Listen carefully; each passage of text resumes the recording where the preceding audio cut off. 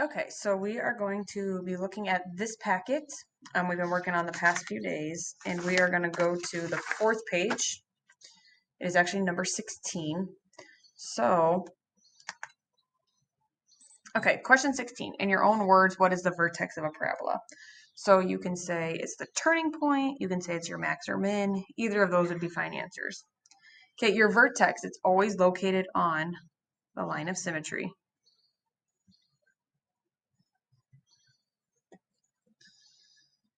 Okay, so for 18, it says, in the graphs below, write the coordinate point of the vertex and the equation for your line of symmetry. So, I can get that focused a little better.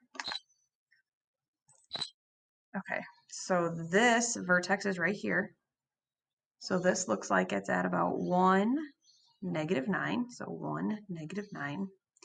This one looks like it's at -1, -4. This one is kind of weird. So this one is about halfway there. So it's about half. And then it goes just after -6. So maybe -6.25. Okay, so then it says draw on the line of symmetry. So here's my line of symmetry. The line of symmetry. Ooh, I drew that one very bad. Let's try that. And then this one. So my line of symmetry here is 1. Here it is at -1. And here it's at a half. So if you read down here, it says, notice how the x value of the vertex is always the same value as your line of symmetry. So here you have a 1, you have a 1. We have a -1, -1, half and half. So if we want to find this coordinate point, we need to take this x value and plug it into our original equation. So plug the x value of the line of symmetry into the original equation and solve for y. So what we're going to do is we're going to take this 3 and we're going to take it and plug it in to this original equation. So if x equals 3, instead of putting an x, we can put this 3 in. So we will have y equals 3 squared minus 6 times 3 plus 8. So make sure you put parentheses around the 3, both 3's, and then you can type it into your calculator exactly the way it is.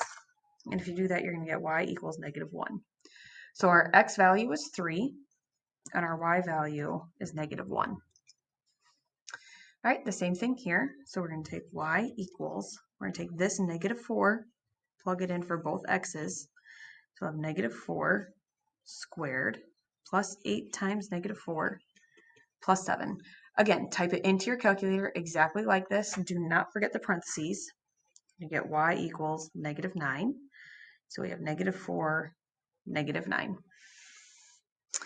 And then this one, so this one is written in factored form, which is fine. So you do the same thing. So we're going to have y equals, take this 1, plug it in for x. So we'll have 1 plus 3, and then 1 minus 5. So we'll get y equals 4 times -4. 4 times -4. So this is multiplication in here. So don't forget your parentheses, your multiplication. 4 times -4 is -16. So our x value was 1, our y value was -16. Okay, so this side, we need to find the x-intercepts, line of symmetry, vertex, the y-intercept, and determine if it's a max or a min, or if it has a max or a min. So to find your x-intercepts, you take 0, put it in for y. So this is what we've been doing the past couple days. We set each of these equal to 0. So 0 equals x plus 1. 0 equals x minus 7. Subtract 1 from both sides here. We get x equals -1. Add 7 here. You get x equals 7. But now you want to write these as a coordinate point. So we have -1, 0, and 7, 0. Line of symmetry, you add your x-intercepts together and divide by 2. So we get 6 over 2, which is 3.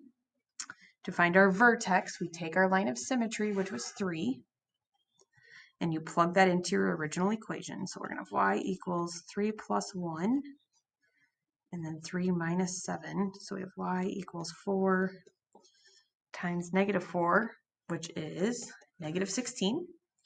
So -16 goes here.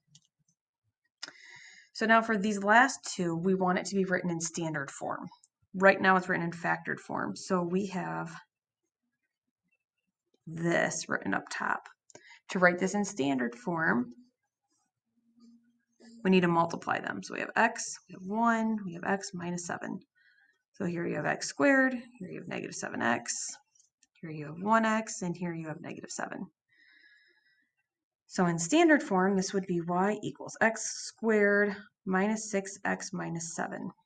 So to figure out if it's a max or a min, you look at your a value. Well, this is positive, which means it'll look like this, so it has a minimum. And then the y-intercept is this number. It's our c value. So our y-intercept is at 0, -7. Okay, so now we just have to graph them. So our x-intercepts were at -1 and +7. Line of symmetry was at 3. Our vertex is at 3, -16. Yes, that goes off your paper. Sorry about that. And then our y-intercept is -7. So when you are done, you are just going to connect these. Like so.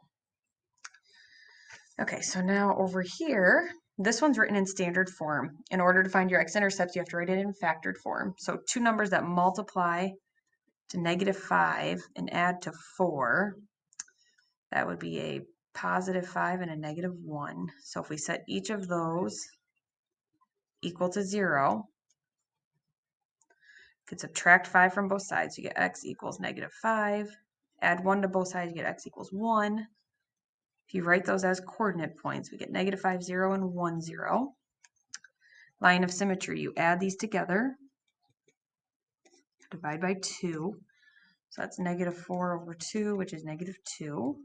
To find our vertex, take -2, put it here. We're going to take -2, plug it in to our original equation. Don't forget your parentheses. If you put that into your calculator,